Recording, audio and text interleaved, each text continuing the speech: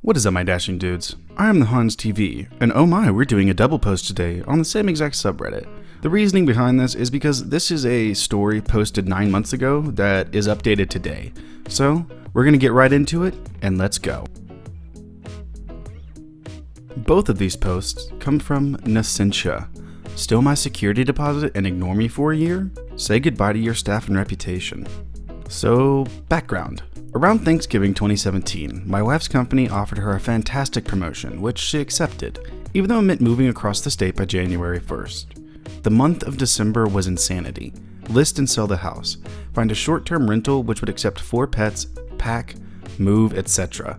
A lot of whiskey magically disappeared, but I got it all done and we moved into our rental house and all was well. We bought our new home and moved, and the rental lease officially ended on April 1st. The property manager followed the state laws correctly so far, and we were told we'd get the $1,800 owed for our security deposit back by May. Spoiler alert, it never came.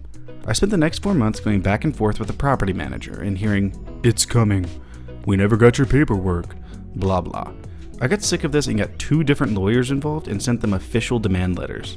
I also filed a formal complaint with the State Division of Real Estate against their license. The PM kept telling the state investigators that they would pay us back, but nothing ever happened. I didn't want to sue via our lawyer because he charges $300 an hour and it's all up front. I was hesitant to go to small claims court because it's a $5,000 max in our state, and the damages we're legally owed are 3 times the $1,800 deposit, which puts us over that cap. So I'd have to give up on some of the damages we're legally entitled to seek, eat roughly $500 in total fees, and then go through that whole process for the next year. And assuming we won the judgment, then go through the collection process for another year or 2. An option, one we'd win, but a big pain in my ass. So this is where the ProRevenge comes in. It was initially petty. Say their website is crappypropertymanager.com. I bought crappypropertymanager.co for $12 and posted all of my screenshots and info about their theft and BS for the whole world to see. And then I bombed it all over their business Facebook pages as well as the personal pages for the main partners and their Yelp page.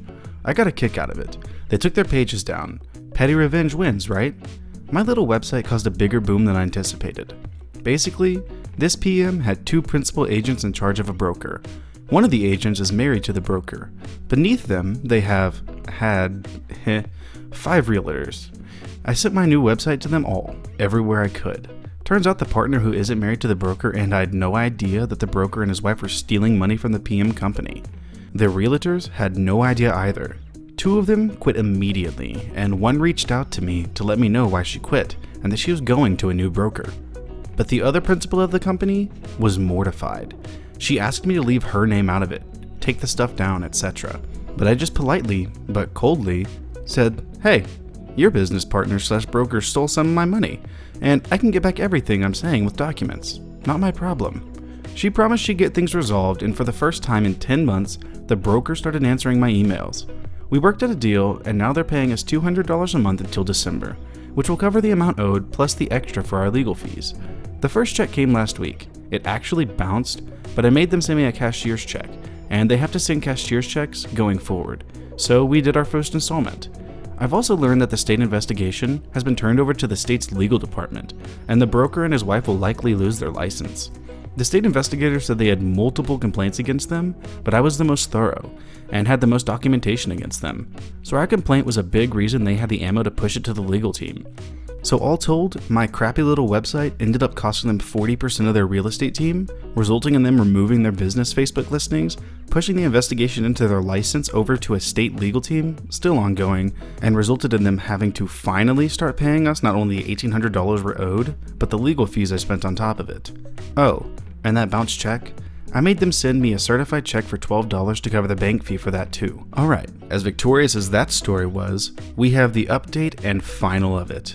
From March until December, we received checks for $200 a month, with no problem. They were a few days late sometimes, but they arrived, so I went with it. The initial March check had bounced, but they sent certified after that, so it wasn't a big deal. Then October hits. They don't send a certified check, but since they've been good all year and we were nearing the end, I deposited it.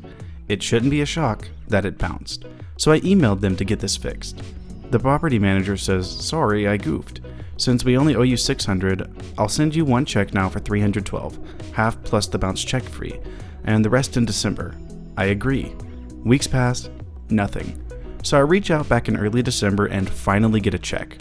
But it's only for $200.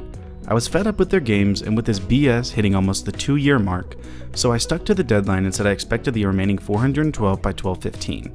The 15th comes around and goes, so I email again on the 16th, and what do you know? Radio silence. Totally ignored. So I waited until the 23rd, right before Christmas, and just sent them a short email saying exactly that the website was going back up. And I'd assume legal action since they decided not to honor our new written agreement. The partner who got the repayment process started in the first place finally had enough and snapped, and said she couldn't deal with this over Christmas, and that she'd repay me herself to be done with this. I received our final check for $412 today.